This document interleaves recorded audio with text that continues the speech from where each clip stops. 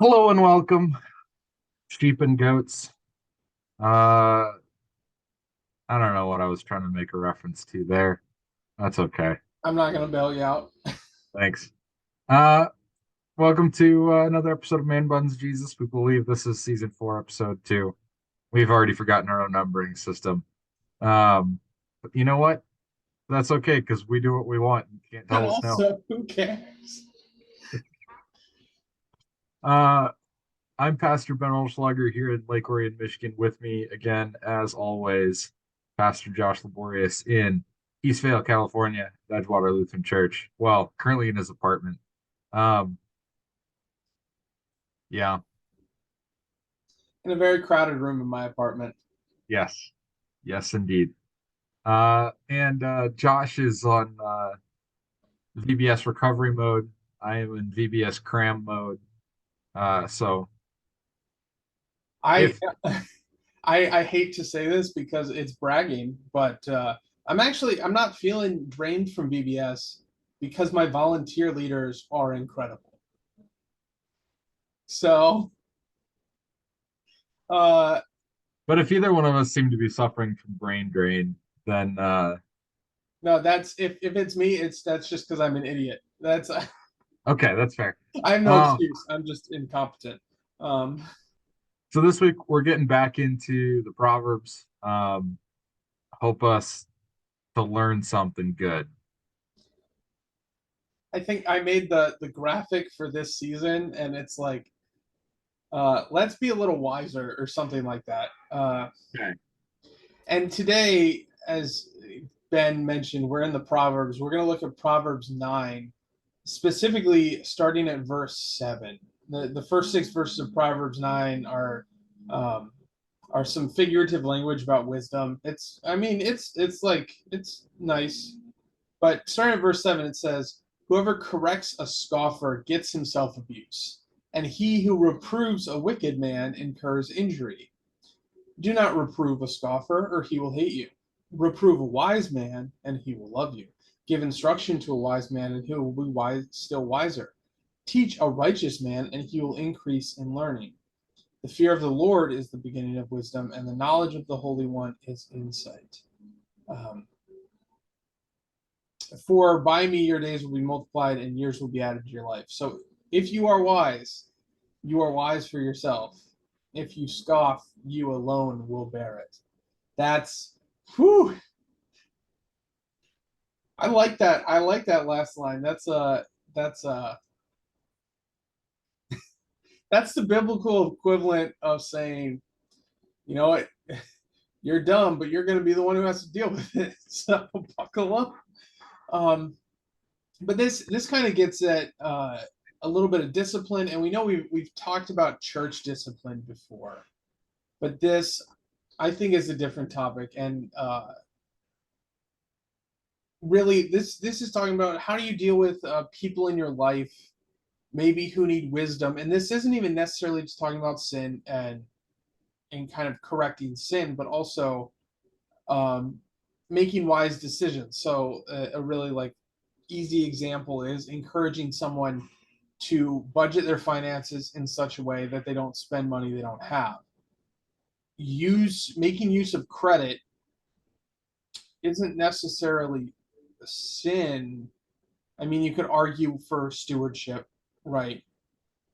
But there's wisdom there to budgeting and living within your means. So, um, with that, kind of, what are your strongest impressions from this, Ben? What do you pull most saliently out of these verses? So I think there's kind of two courses to this. One, what does it actually look like for you to give correction? And then two, what are you looking for uh in someone who is wise? Like there's kind of two different pieces to this. Um, Speaking to the first one first, and maybe we can come back to the second one later if we remember. A big piece of receiving correction is actually being prepared to receive correction. right? Uh, Josh and I are both sports fans. It's draft season, or we've just exited draft season. Um, MLB, NHL, NBA all had their um, respective pro drafts in the past 3 weeks or so. And one of the things that you always see on like scouting reports is this guy's teachable, or we don't know if this guy's teachable, or this guy doesn't have a great work ethic, or this guy works hard, or the hockey one, this guy has a good motor. Like there's just there's a lot of really sneaky ways to say this person takes teaching well. Yeah, And I yeah, still remember back when we were at seminary. I think it was our first year at the seminary. No, it had to have been our second year. Atlanta United, who's my favorite soccer team. That's the jersey on the wall behind me. Although that player no longer plays for us. Um, but Atlanta United signed a guy named, oh, I'm not going to remember it. Ezekiel Barco. That was his name. He was a 16-year-old hot shot out of South America. Incredibly talented soccer player. So he came over, he started playing for us. If you're familiar with MLS, he was one of our designated players. So there's a certain threshold. You can only pay 3 players on your team above that threshold. And he was one of our 3. So he was in the starting lineup very quickly. Terrible team player.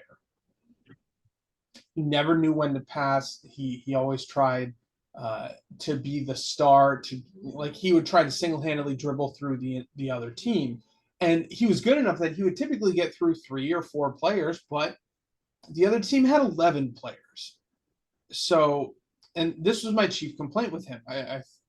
And I was talking to one of our teammates at the seminary, who was much more familiar with soccer than I probably ever will be, and that's Andrew Mazzell. And I expressed this because he was 16 or 17 at the time, this kid, and I said, I hope that he can learn to be a team player, right? I hope he's still maturing. And I remember Andrew's comment was, "It's too late. If he's not a team player, if he's not willing to learn and grow and adapt now, he's not going to." And he was right. I mean, he got a little bit better at passing and working with his teammates, but until the day that we signed him away to some, I want to say maybe a Saudi Arabian team, until that day he was a selfish player. And there's a lot of truth to, and I think it's really, I feel bad for the draft guys because I think it's really hard to measure. But what these verses say, obviously, because it's scripture, are incredibly true. If someone is receptive to teaching and receptive to receiving wisdom and learning, then they're gonna do that. They're gonna seek out learning. They're gonna seek out wisdom from others. If not, don't waste your breath, essentially, because if they don't care about your wisdom, they're not going to care about the wisdom of gaining more wisdom. yeah. And to me, the big piece of this is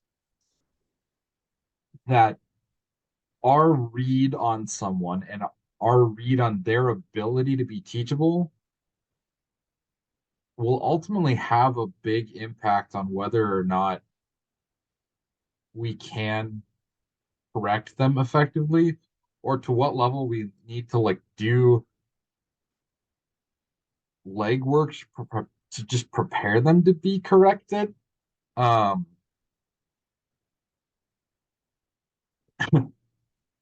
I like to make extreme examples. So, say Josh is dealing heroin.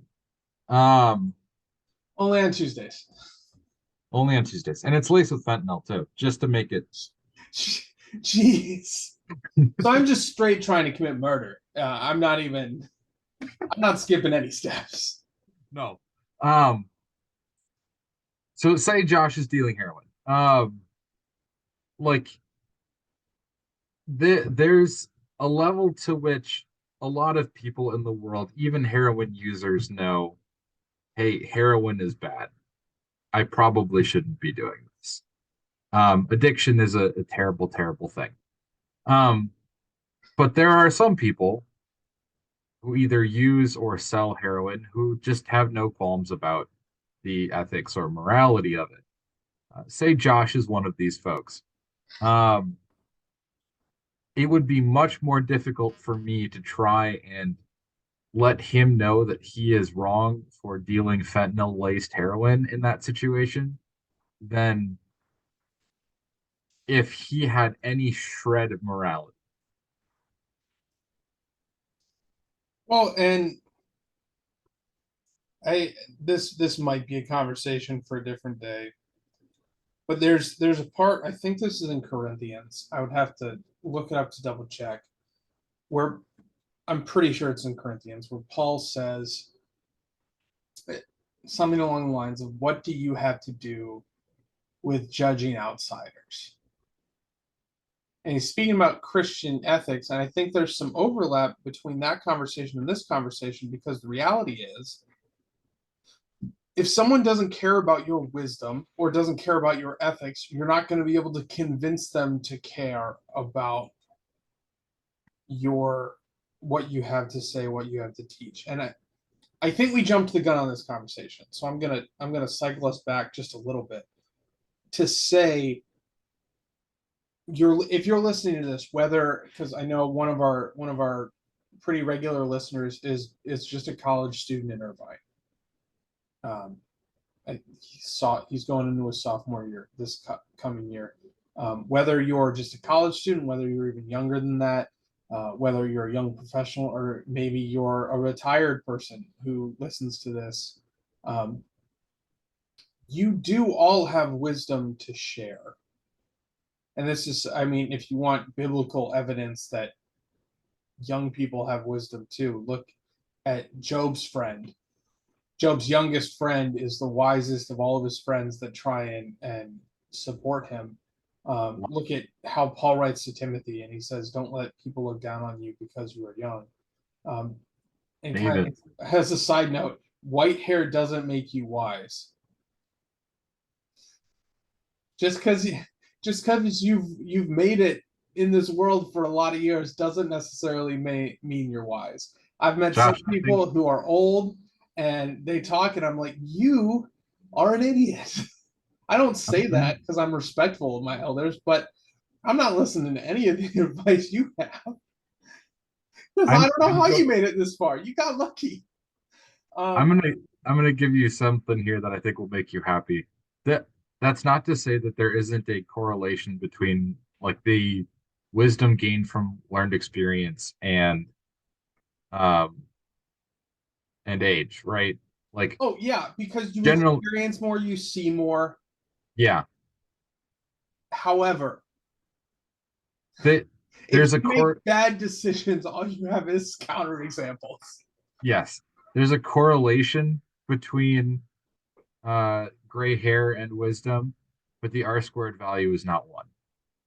Correct. Correct. And for those of you who don't know what that means, just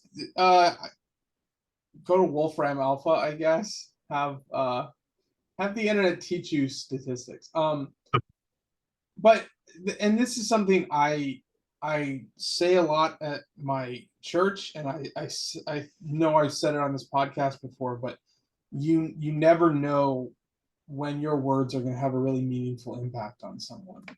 Mhm. So I think before we get into this conversation of when do you share wisdom, when do you share learning with others, it's acknowledge you have something worth sharing. And I mean, this is one of the reasons I push people. I say you should be in church every single weekend. which is almost countercultural at this point. But you should be in church every single weekend. And part of the reason for that is you have something worth sharing with the community there. And it is your responsibility as a Christian to your brothers and sisters that you share that wisdom. Um, I whether preach. it's yours or not, whether it's the Holy Spirit working through whatever you have to say, or it's wisdom that you've gained on kind of a more material level.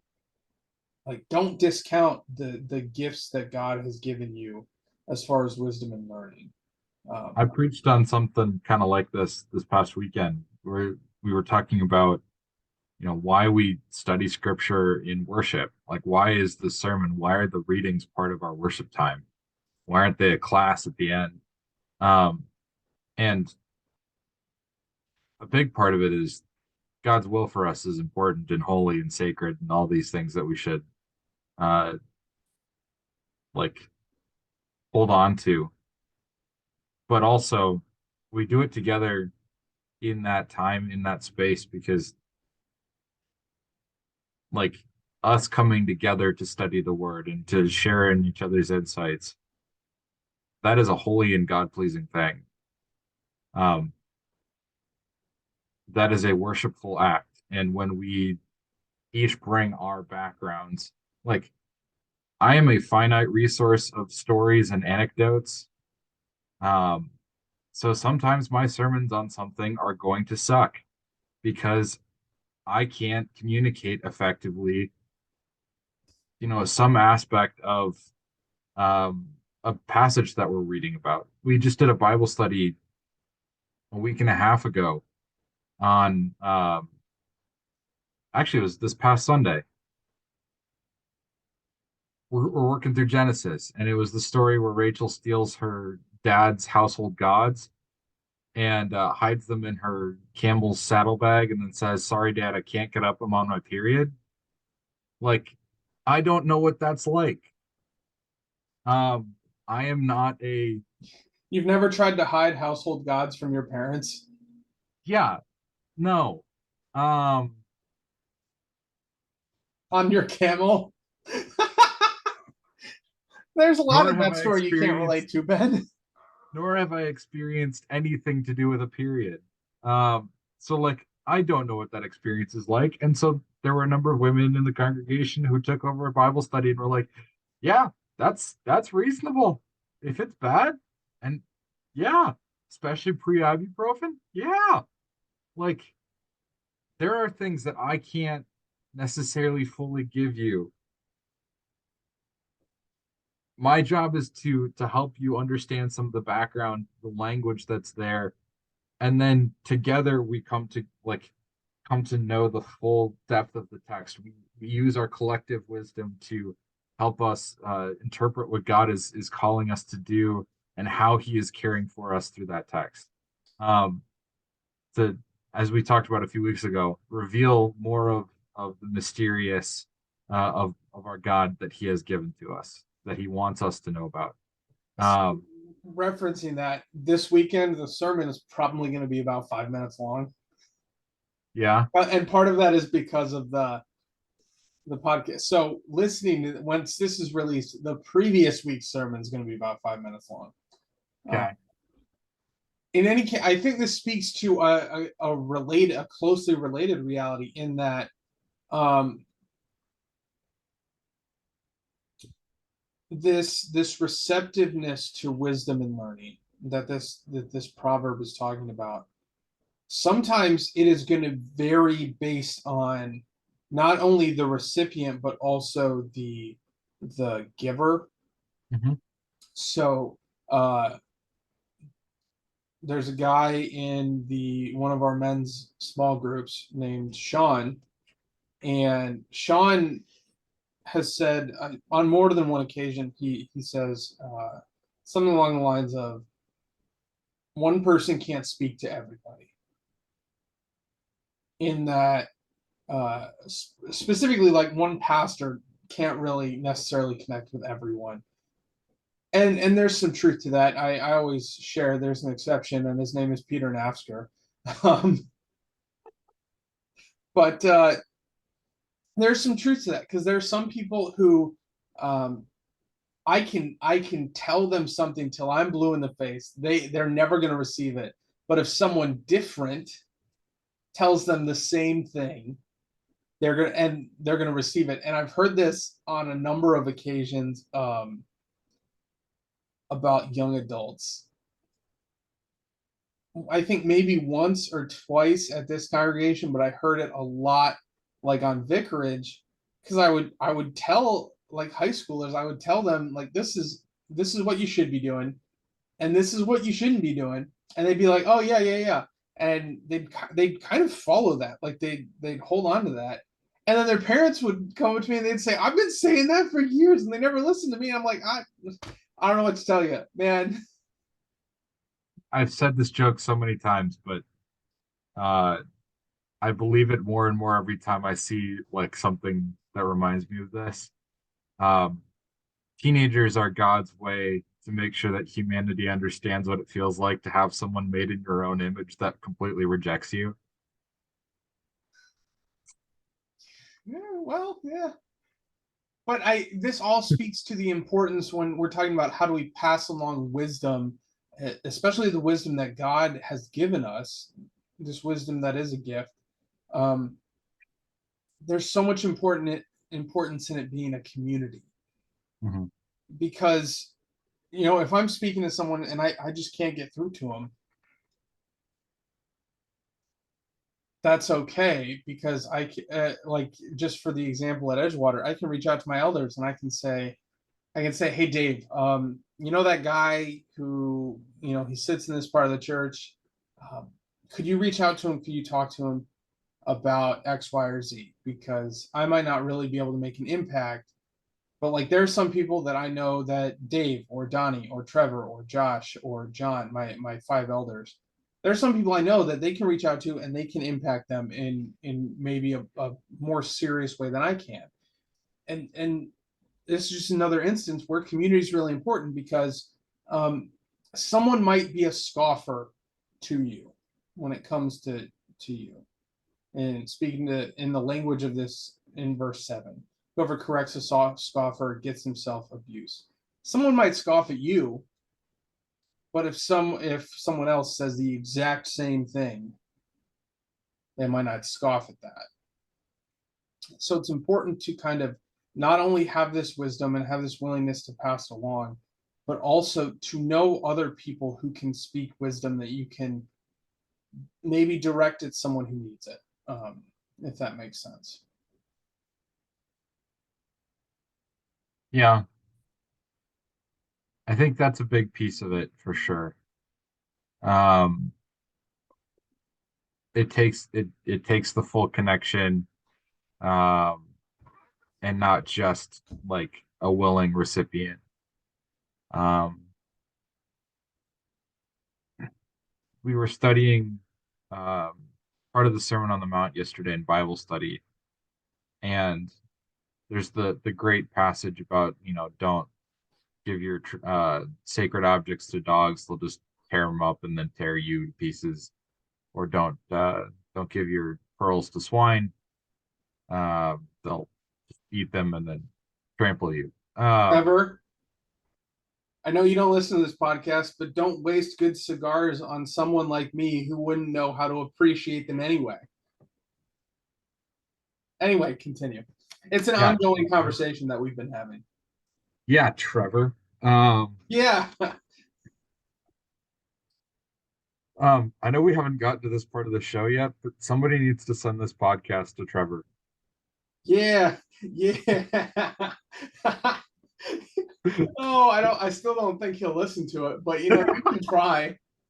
Um Trevor, I'm sorry, I don't know you. I'm sure you're a wonderful human being, but like, oh, I love Trevor, but ever since like the day that I've gotten here, he has been trying to get me to join him in smoking cigars. And I'll sit with him while he smokes, but I have no desire to smoke a cigar. I Um tried for 4 years to get this guy to drink beer, Trevor. never so much as budged. That's what I keep telling him. I'm like, if an entire campus of seminary students can't get me to be a beer drinker, you're not gonna. Yeah, you aren't going to be effective. I promise you. Oh, I anyway. That's kind of beside Yeah. the point. Um, but I think a big piece of this too, on top of having the right wisdom, being the right giver to the receptor, is like knowing that what you have is valuable and not just tossing it around willy-nilly and haphazardly, right? If you're wise in something, try and like find the situations where that's going to be helpful. Um, I think this kind of applies to out of our Christian context to some extent too. You referenced where Paul talks about you know, judging within our community, judging within those who hold the same ethic.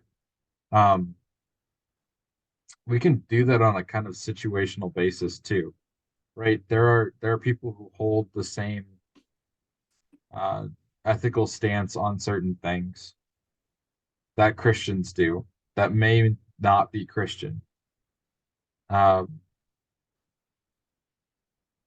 and we can share wisdom with them on that thing, or even if they're just questioning that thing.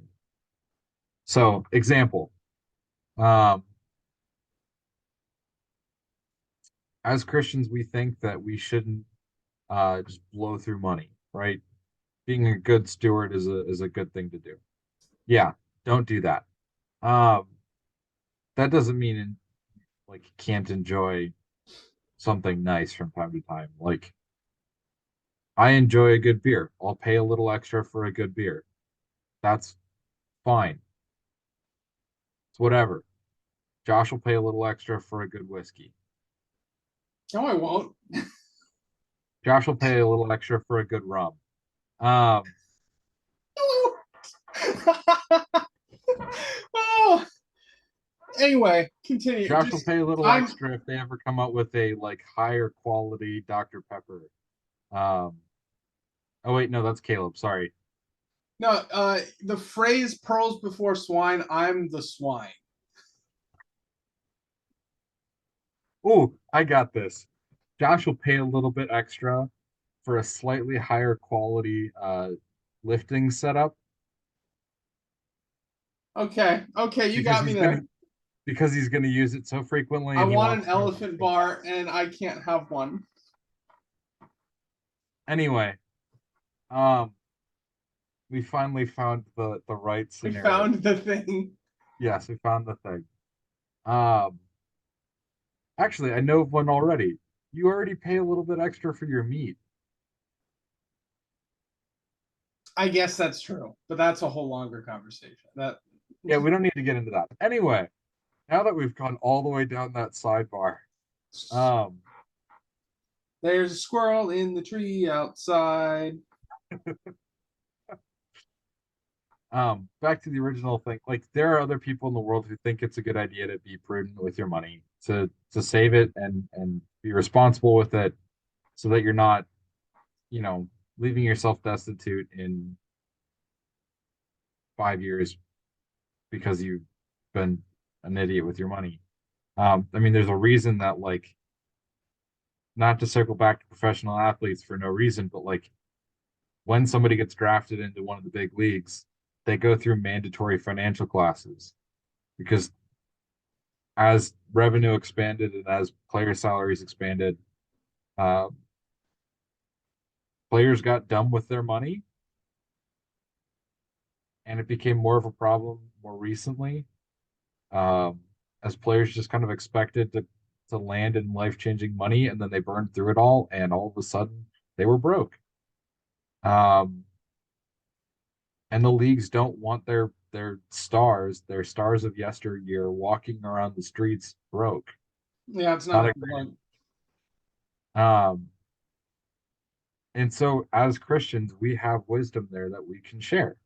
I mean, Like, just look, Dave Ramsey, Christian financial guy, he yeah, has broad appeal. A lot of people have found some level of his programs to be helpful. He has some extreme takes on some things, credit financially cards. speaking. Huh? Huh? What? Huh? I legitimately didn't hear what you said. Um, You can that's find out okay. when you go back and listen to this later. Um, you're right. Nationally syndicated radio host and New York Times bestselling author David Ramsey has an appeal above and beyond. Is he paying you for this? Um, No, when I was in high school, I had friend like our personal finance class in high school was Dave Ramsey, and I don't know if either Chris or Eric has ever listened to this podcast or ever will. If you know who Chris Hickey or Eric Peterson are, send them this podcast. Um, they will get a kick out of that because that is always how they refer to uh, nationally syndicated radio host and New York Times bestselling author David Ramsey. Um, but you're right. His appeal goes beyond the Christian world, and he starts from a perspective of honoring the resources he's been given out of a Christian sense of duty, and then uses that to kind of help create a structure for his financial planning that is widely usable beyond the Christian world. And so there are all sorts of ways that we can take our Christian wisdom and hand it to our non-Christian brothers and sisters as a teaser of like, hey, there's a lot of wisdom in our faith. It looks like foolishness from the outside, but when you add Jesus to the mix, a lot of this stuff starts to make sense even more. And see, there's even some things that might make sense now before you get the Jesus part. So consider the Jesus part. Like it can be an opening for wisdom above and beyond the everyday and the practical too. yeah.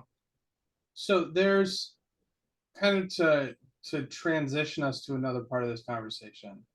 The kind of the summary of what we've talked about thus far, because I'm doing this because I feel like we've gone down a lot of rabbit holes that have nothing to do with what we're talking about. Um, but what we've been trying to drive at thus far is you have wisdom and learning worth sharing. You might have a lot, you might have a little, but God gifts His people this way. Um, but you have to be aware of your audience when you share that. And kind of a closing anecdote. This is something my dad shared with me. He was on a board at a church, and there's a guy on this board never said a word. He went to meetings. He sat in the meetings, crossed his arms. He listened. He knew what was going on. Never said a word. At one point, the board was having a contentious conversation about some decision that had to be made, and the guy spoke up kind of quietly, and he shared his opinion. As soon as he started to speak, the room went silent because he never said anything. And shortly after he shared his 2 cents, the decision was made. Um, so in this awareness of audience, it's there's an encouragement to know when to share. Mhm. Because if you're always saying something, it's probably not all wisdom. Um, and this is something I pray about on my way to meetings because I know I sometimes have a tendency to talk more than I should. And I have a prayer like, and sometimes it's literally, Pastor God, likes help to me keep talk. my mouth shut unless I actually need to say something in this meeting. A Um, pastor that likes to talk. Who would have thought? right. But I want to transition because I think we should. More often than not, we should be receivers more than we are givers. So I think there's a question of how do you judge whether or not you've fallen into this role of scoffer or wicked man, and how do we judge where we are, and how do we, I guess, increase our ability to receive wisdom and receive learning? Any wisdom or learning, Ben, that you'd like to share in this regard? He's looking so pensive. Either that or So there's a spider on the wall behind his computer. no, there's not a but well, there might be. I don't see one currently. Um, we're in a woodsy part of Michigan. There are spiders everywhere here. Um, that's besides the point. The thing that I was kind of thinking of, though, is a lack of progress on things that you are trying to improve. To me, is oftentimes a sign of a lack of receptivity to wisdom. Um, so, for example, um, I have been teaching myself to cook ever since I started having to cook my own dinners my last couple of years of college. Um, because I realized that making canned or jarred spaghetti every week for the rest of my life was untenable. Um, you laugh, Josh, but you know it's right. That it's untenable, or that you would try to do it? That it's untenable. Some people might, but like I need. Let's say, to my knowledge, Caleb still lives on spam and cheese. Spammeroni and cheese, sorry. Spammeroni and cheese and Dr. Pepper. That's like 75% of his diet. I I question your brothers sometimes, mostly Caleb. Hi, Caleb. Um, Who under no circumstances listens to this. Uh, Continue with your Ian, feel example free that to I pass on derailed. to Caleb that I called him out. Um, anyway, um, where was I going with this? Oh yeah. Oh, So there have been different points in time throughout my like learning how to cook where I feel like I've plateaued and where like I'll try three or four different things to fix a recipe that I'm trying to kind of concoct in my own head, and none of them seem to work. And then I realize, oh wait, I'm trying to fix this my way. I need to like see what other people have to say and listen to their wisdom and like come up with a creative solution that's not mine. Then maybe things will actually get better. Um, and I think that's kind of at least that's where I'm coming from as I think in my head, like if things are stagnating or degrading in your abilities somewhere, um, or your perceived like understanding of something, chances you are getting in your own way of being teachable.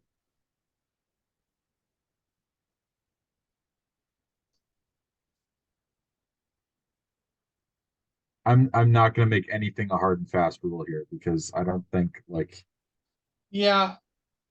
but I, I think that'd be a good sign. yeah. Um, Especially, I think the older you get, um, the more that stagnation is a sign that you don't have enough people speaking wisdom into your life. Because I think there is a certain amount of self dis well, I shouldn't even say with age, maybe with how long you've been doing something. Because I don't know if it's even that. I think it's well, here's why I say that is because I think with most things there is a certain level of self discovery where you can learn and figure things out just by doing things, by experimenting, yourself. But I think the longer you've been doing things, when you start to stagnate, a lot of times it's because you've exhausted your ability for self discovery and you haven't supplemented that with wisdom from people around you. And I really want to use a weightlifting example, but I don't know that I have a good one. Other than occasionally you might have to upgrade your training partner so they can continue to spot you. So here's one even for you. Like if you feel like you're having problems making gains, maybe you're not cross training effectively enough and you need to go to someone that knows more about like where you're failing to make gains and like see if there are other exercises they might recommend. You could talk to Josh, or if Josh isn't an effective enough resource, um, How dare you? uh, Andrew Coop. Uh, How dare you? I'm pretty sure I'm not in better shape than Andrew Coop. I bet I'm stronger than him though.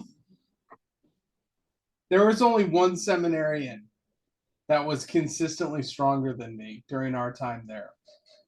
yeah, His name was Mike Fox. yeah, no, go to Mike Fox. That's a better idea. Maybe. Maybe. Um no, Oh, so actually, no, even better. Talk to Chris. oh that's fair. That's fair. Yeah. That for anyone that's listening, that's like, who? What? Chris is my Josh's wife. wife. And Josh's wife is smarter than him. yeah, and she has a degree in exercise science. So yeah, she knows more than I do. Uh, Yes. but so that's a sign, but also just here I'll say a hard and fast rule. Okay. Think about the last time someone you learned something from someone. And if you can't think of a time, if you can't remember back that far, you need to change your attitude about receiving wisdom from the people around you. I think that's a fair rule. If you can't remember the last time you learned something from someone, you probably need to work on that. It's true. And there, I was listening to a We our aren't all friend gods John or North Corollis, Striker. who was on this podcast a while back. He sent me a podcast with it was an interview with like a world renowned communicator, and he said, "I'm always taking in ideas," and he's always taking and he made this comment. He's like, if I stop during a conversation to write something down or to put something in my phone, that means you have said something that I think I need to hang on to. And he writes it down so he can hold on to it. Um, and I and then he also has a corollary. He's like when someone asks, well, how do you put together this message or this presentation or whatever? How long did it take you? And he says, well, about 40 years, because that's how long I've been gathering stuff to put into presentations. Yes, Benjamin. Is your pen open? Is my pen open?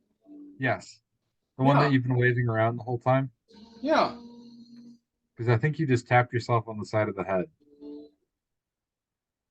No, it's not a real pen. It's I have one of those writing Oh, okay. pens. Yeah. Yeah. No, it's I have my I was gonna podcast say notes. something about lacking wisdom, but that's okay. I mean, maybe it's a ceramic tip, so it's kind of sharp. So maybe there is a lack of wisdom, but no, I don't have ink on the side of my head.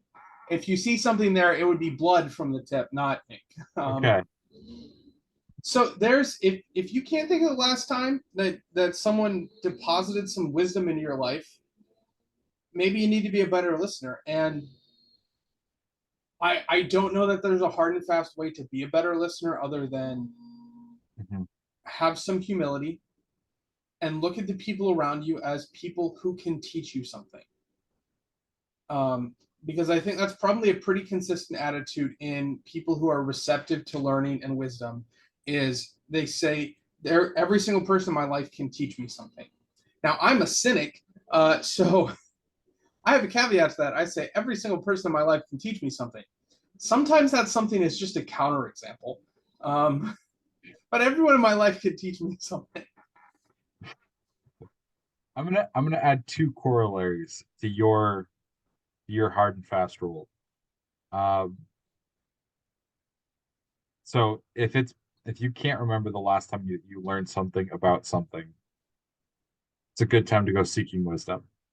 Um, Secondly, if you are the person that a lot of people come to for wisdom on a subject, chances are you're doing okay there. It's that one's not a hard and fast rule, but the R squared value is pretty high, pretty close to one.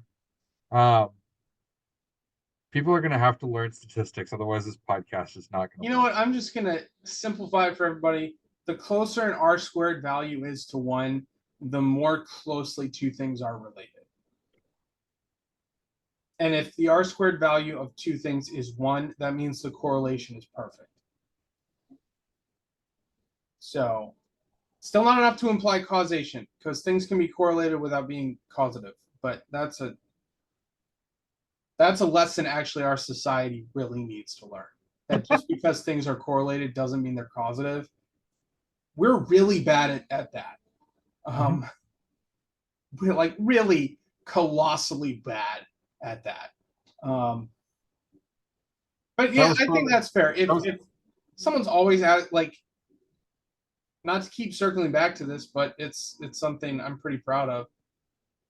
When there are people who are interested in getting into weightlifting, a lot of times they talk to me. Like people in my life who are like, I want to do some strength training. What do you got? I feel pretty good about that. And I mean, honestly, I think I got weightlifting figured out pretty all right. So I can still grow, obviously, but I think that's a fair rule to add.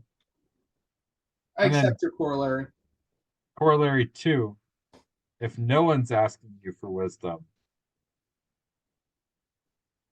get smart. Do better. Yeah. If no one is asking you for wisdom, there's one of two things going on. Either like you need to grow, or you've made yourself unapproachable as a source of wisdom. Now I think there are two things to maybe add on to that. One circles back to the beginning. Okay. If no one's asking you for wisdom, but you can remember like yesterday you gained wisdom in a certain area, that's that's okay, because while people aren't going to you for wisdom, you're learning, Yeah. right? And the other corollary is this doesn't necessarily apply to everything. Yep. This applies to areas where maybe you should be wise. Did So you like just corollary discipleship, my that corollary? applies. If no one is ever seeking you out for discipleship, like at all times, and this is a blanket statement I'm willing to make, at all times you should have people who are feeding into you as a disciple and people who you are helping to disciple. Okay. However, but that doesn't apply to everything, right? No one has ever asked for my input on how to build a rocket to Mars, because I know nothing about rocket engines, or I know that you explode something in the bottom of the rocket and it makes the rocket go up, but like that's the extent of my knowledge. I'm also not seeking to become an expert or a wise person in the development of rocket propulsion technology. Okay? So you don't have to be wise in everything, but the things that are like closely related to your life and the lives of people around you, those are the times you should ask these kinds of questions. Um, because you're not going to be good at everything. You're not going to be wise when it comes to everything, because you're not God. He's the only one who gets to claim that title.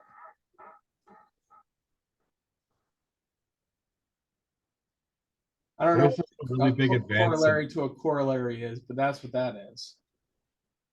there was just a really big advancement in rocket science.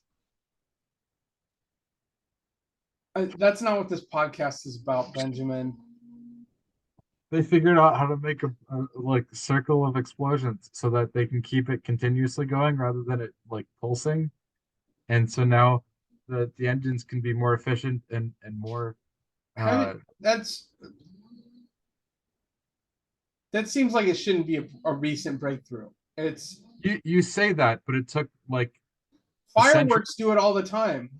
It took like a century of material science to figure out how to put it into a controlled environment in a rocket engine. Well, then I compliment all of the material scientists who work on those projects. I actually know someone who studied material science at Georgia Tech. She was really, really smart.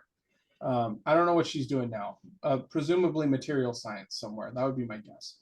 Um, maybe she had a hand in developing the rocket engine. That'd be kind of cool. I'll Does she check. work for NASA? Does she work for NASA? I have no idea. I know she went to Georgia Tech for material science. That is the last thing I know about her.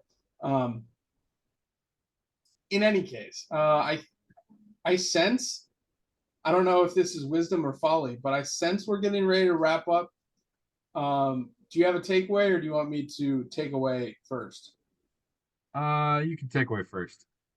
Okay, I think my takeaway is going to be back to that.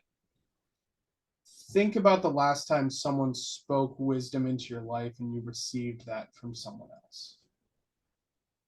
And if you can't think of the last time, you you should work on your receptivity. That's kind of what I want to leave people with, is make sure you're receiving regularly. Mine's kind of a two-parter, but it's one. Uh, you've got wisdom. There's also the wisdom in knowing when, where, and how to apply your wisdom. Um, so make sure that you attempt to have both of those things, and then also have the wisdom to like know when you don't have the requisite wisdom, right? Yes. Okay. Uh, I'm so writing that down because I think I'm going to make a title out of yeah, that. Which I think is a good segue into our passive aggressive part of the episode. yeah, send Uh, this episode to Trevor. Uh, and Caleb. Apparently, Caleb won't listen to it. I don't think Trevor will either, but you can try. and Um, if you know my high school friends Chris and Eric, you can send it to them too. Uh, yeah, yeah. But also, if someone needs to have a better attitude toward wisdom, you can send them this, but it might not do anything because whoever corrects a scoffer gives himself abuse. So there is that, and there is also the whole question of are we wise enough to be talking about wisdom? I don't know, but we tried. Um, we do have we would invite you to like this episode if you appreciated it. If you're listening on a platform that has that functionality, I don't think you can like episodes on Spotify. I don't know about other platforms. Whatever platform you do listen on, we are on all the major ones. Go ahead and give us a follow. It makes us feel good. It also makes sure that you don't miss out on content. And if possible, especially if you're kind of a longer time listener and you want to rate or review the podcast, um, we would love that. That would be kind of cool. I know Spotify does podcast ratings. I don't know about the other platforms we do. Um, but if you could take a couple seconds and do that, it would we would appreciate it. And we have a Facebook page. Like it if you want. Don't really care, but it's there. If you have any questions or any topics or any guests you want us to bring on, we're always open to suggestions. We're always open to deviating from what the season is about to talk about something else. So if you know us personally, just send us a text or an email or something. If you don't, that's what the Facebook page is for, and we're always happy to get those suggestions.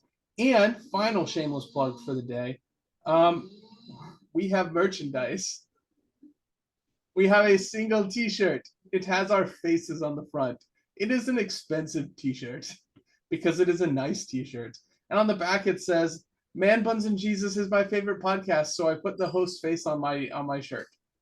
Um, we don't expect anyone to pay money for this shirt, much less to wear this shirt.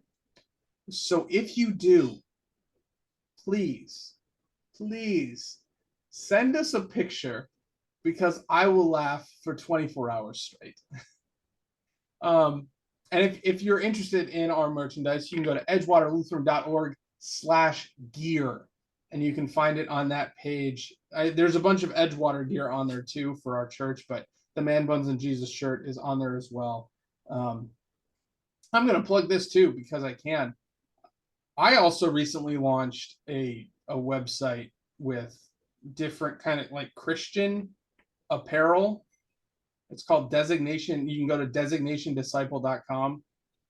That's a personal thing. That's just something I launched recently, kind of because I love playing around with graphic design. So I thought, hey, maybe see if I can make a little side hustle out of it. So if you're interested, there are shirts there too. Not Band Buns and Jesus shirts though. That's on Edgewater's page because that's that. I think I'm out of shameless plugs. For anyone who listened through all of them, kudos to you. Well done. I wouldn't have, but good for you. Maybe you're wiser than me. And we're done. So go in peace. Serve the Lord. Thanks be to God.